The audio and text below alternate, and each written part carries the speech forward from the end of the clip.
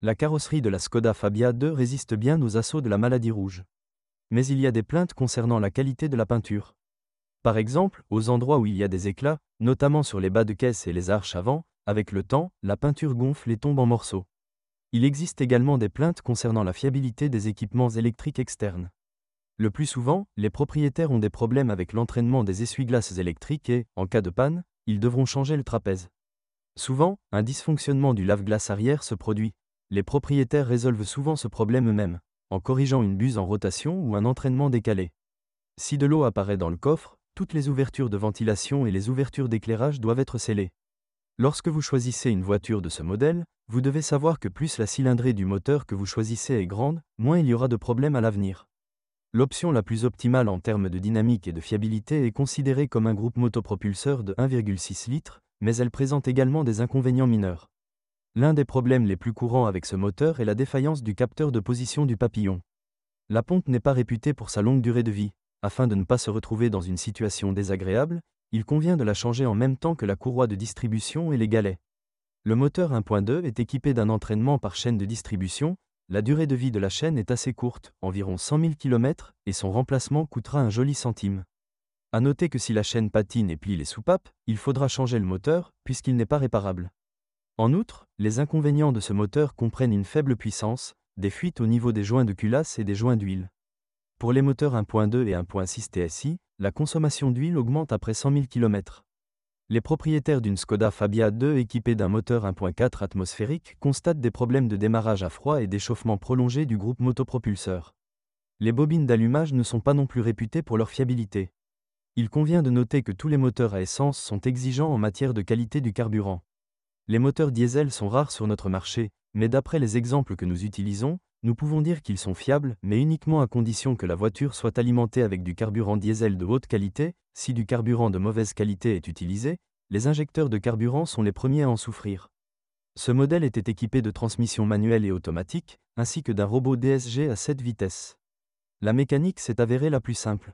Mais cela a aussi son inconvénient, la courte durée de vie des roulements de l'arbre d'entrée, 130 à 150 000 km.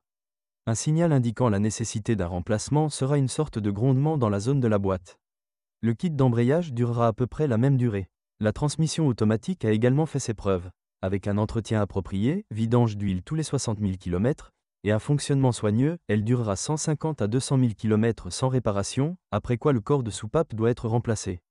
On a déjà beaucoup parlé de la fiabilité de la boîte de vitesse robotisée des SGE, malheureusement, les critiques ne sont que négatives. Il vaut donc mieux refuser d'acheter une voiture d'occasion avec une telle transmission. La Skoda Fabia 2 en est équipée.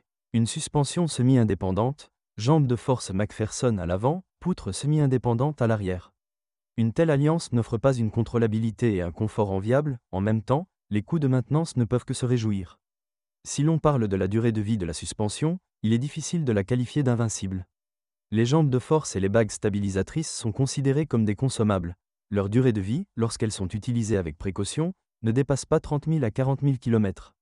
La durée de vie des blocs silencieux, des roulements de roues, remplacés avec le moyeu, des rotules et des rotules de direction dépasse rarement 80 000 km. Environ une fois tous les 100 000 km, vous devrez changer les amortisseurs, les roulements de support, sur les versions pré-restylées, ils durent 40 à 70 000 km, mais ils peuvent grincer même après 10 000 km, et les barres de direction. Malgré le poids léger de la voiture, les plaquettes de frein durent assez peu de temps 30 000 à 40 000 km, les disques 2 fois plus longtemps. Malgré le faible coût de la Skoda Fabia 2, il convient de noter la bonne qualité de l'intérieur. Matériaux de finition et isolation phonique. Si nous parlons de l'équipement électrique de l'habitacle, alors, malgré le fait que la voiture ne dispose pas d'une grande quantité d'électronique, elle présente assez souvent des surprises. Le plus souvent, des dysfonctionnements surviennent au niveau du système de chauffage des sièges, du système de verrouillage centralisé ne répond plus à la télécommande, et les interrupteurs du capot et du coffre, les lève-vitres et le ventilateur de chauffage peuvent également mal fonctionner. Après avoir coupé le contact, le chauffage continue de fonctionner travaille.